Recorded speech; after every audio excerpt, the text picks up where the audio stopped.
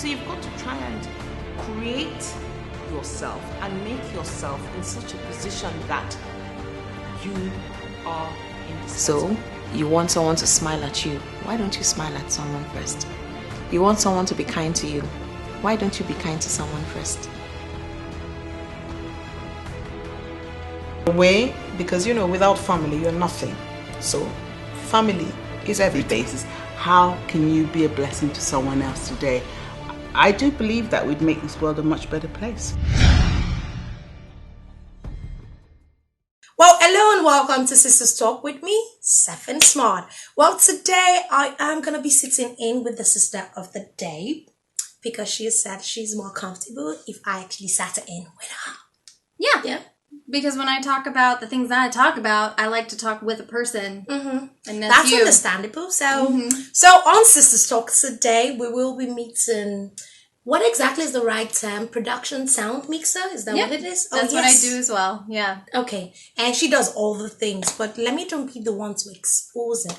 This is my friend Ashley, and Ashley is a strong sister. Yes. And you're welcome in Sisters Talk. My name is Ashley Maria, and I am a director in Los Angeles. So I make movies, and I also teach about production sound. So I teach directors how to be aware of the production sound for their films. And by the way, I'm also a production sound mixer. So I ran the whole spectrum, and now I can share with you how to actually focus on the sound for your film, whether you are the director or the sound mixer yourself. How long have you been doing this? Let's see, it's been probably since 2010. So now we're at 9 years. 9 years. Yeah, I started in film school. I took a particular class where we learned about post sound, and I really enjoyed doing that. And then in order to learn more about post sound, which is like sound design, sound editing, I had to take a class that combined production and post. Because when you understand post, it's really easy to do and understand what you're getting in production and vice versa. So I took a class like that, actually fell in love with production because you're on set all the time learning. And so I did a little bit of both for years. And then just eventually, because I was also directing, it was a lot easier to do production sound jobs and then come home and work on your own project rather than doing all of your post at home too. So it was a natural step to get into production. And then you just start investing in equipment. And now I'm basically a freelance production sound mixer and a director and a teacher. You go, girl. That's my life. That's nice. And then, this one. What gives you that inner satisfaction of just knowing on a set after you've, provided sound? What's the highlights? What is it that does it for you? So it feels good when you know you got what the director needed, what the production's going to need, and you got them options. So the biggest lesson I can give anybody is to make sure you get options for post. Okay. So that means if a line is flubbed or weird or whatever, record it again, and you've got, listen to your sound person because you don't want to get yourself into post-production and it's not good. So that's my biggest lesson to everybody. So I'm happy when I've done a good job at the end of the day. And then, by the way, everybody's really fun and nice and you're all in it together trying to get the scene done. I'm thinking, from the beginning of a film, you get the scripts when everybody gets the scripts? Or what's the process to you being involved in the entire filmmaking? Well, I'm in a position where I just day play. Okay. So I'm actually on a lot of documentaries. Okay. Or projects that only shoot for a day or two. Okay. So I don't really do features anymore because, like I said, I'm a director and I can't really commit to that much time. So, I'll get a script, but it might be the night before. And then if I get a script a week in advance, then I can talk to them about the location or what kind of equipment they need. But they don't bring sound in as soon as they should. As a sound person, what would be the first equipment? Well, the first to use? What I call is your first line of defense. So regardless of the equipment, you have to look at your location. Okay. That's what I tell everybody. You cannot look at the sound person and go, hey, can you fix this? Because, there's a tractor next door that keeps backing up.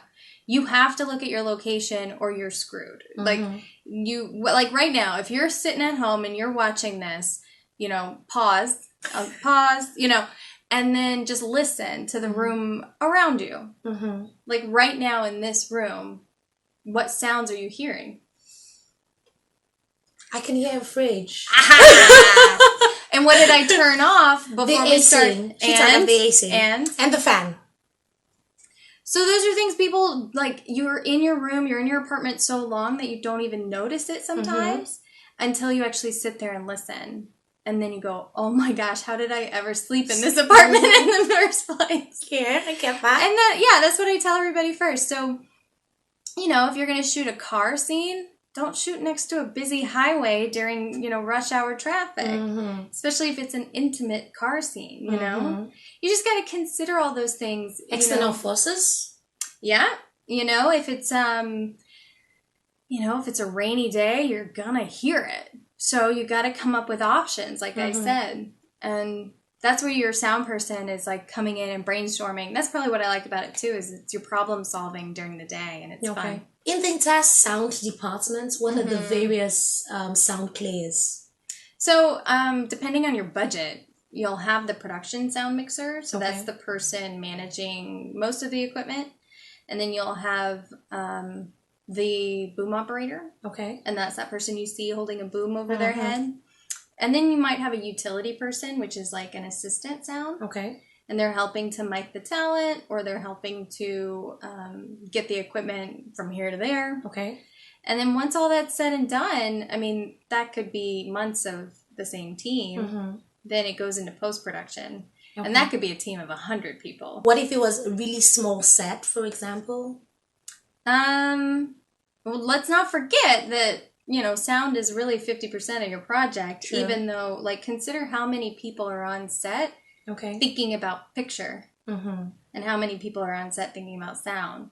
Okay, let me restrict it. Let me limit it, you know, bring it closer to home. Nowadays, a lot of people are doing things like this, you know, like shots, productions and things. Yes. And they want to succeed in their tiny little productions and things. So let's help the young entrepreneur who's just coming up and wants to shoot something as small as this. Yeah. What would be the first equipment that they should have? I like to think we're both on the same track, yeah? You have to think about how you're going to record the sound first. Okay. So are you going to record it into your camera? Okay. Or are you going to record it separately, which I have a Zoom here. This is just a simple 2-channel recorder. That's your step one. Figure out... Can we see what that looks like? You want to take it out? Yes, please. It's sticky.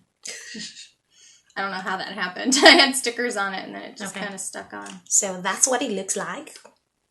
That's an older version too. They make new stuff now and they make more advanced versions of it.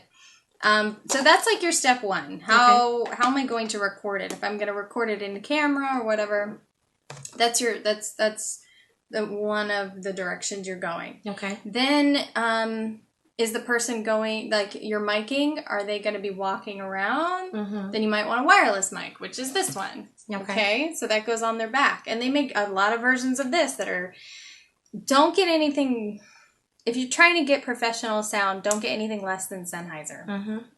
Okay. I'm just going to say it. And this is about $700, okay? Don't get anything less. Okay. That's what I tell my student. And then you get a wireless mic. I'm not going to bring it all the way out, but that's goes on. See, that's just literally tape. Like, that's the one you pin up. Yeah. Okay. So, and you see this XLR cable. You see the 3 prongs in there. That will go into here. But it will not go into your phone, okay? So if the only thing you're recording on is your phone, you got to get a different mic for that. Oh, really? Yeah. Promise me you won't just get the thing that's $50, because there's odds are it's the reason it's $50. You have to do your research. Okay. And then the final thing, and this is in a protective case. It's pretty used up. This is from the 80s. This is the Sennheiser 416. Same brand, if you noticed. Sennheiser.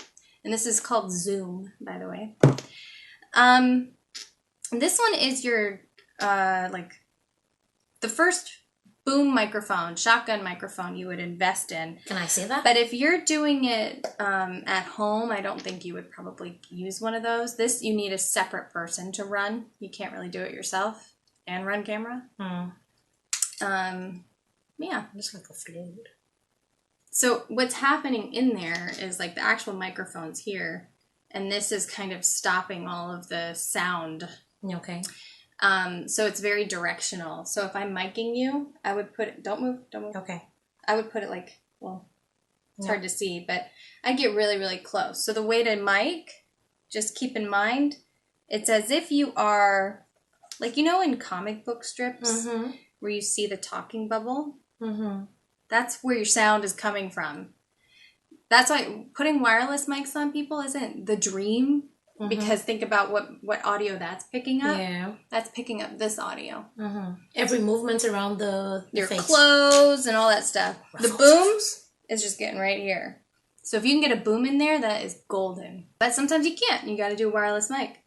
And sometimes you can't because you're the only person. So you have to do a wireless mic. That's what I did on my documentary a lot. I didn't have enough hands. If I want to do a quick recap, sound is like 50% as important as the documentary, movie, whatever you're shooting. The picture, yeah. And then having the right equipment is also that important. And for those who want to record with their phones, you need to understand that there are also mics that can be attached to the phone. Yeah, they keep making them every single year. A new kind will come out. That's why I say you have to do your research. And then, you know, you can also just rent it to try it out. You don't have to just buy everything. Look, see if there's a rental house in your area, especially in Los Angeles. We've got a ton. And you just try it out. Be like, is this what I need? Is this working for me? Okay. Sounds all interesting, exciting. Pun intended. Okay, before we let you go, what are we missing? What is that one thing that we should bear in mind? I mean, this is your field. What is that one thing about sound that we should definitely keep remembering always and always? I don't know if you're missing anything because I definitely covered it, but locations, guys. Like, so I can't really everything. you gotta put emphasis on locations because that again is your first line of defense. It is going to make or break your film because if somebody's outside screaming the whole time or you're next to a playground, that you're gonna hear it. Okay. So you gotta be careful of what you choose. Time of day, time of the week. Gotta be smart about it. It's not just a free location if you can't hear anything. All right, then this is the point where we have given you a bit of the inside. I mean, Ashley shared a world with us. Thank you so much. Microphones. Thank you.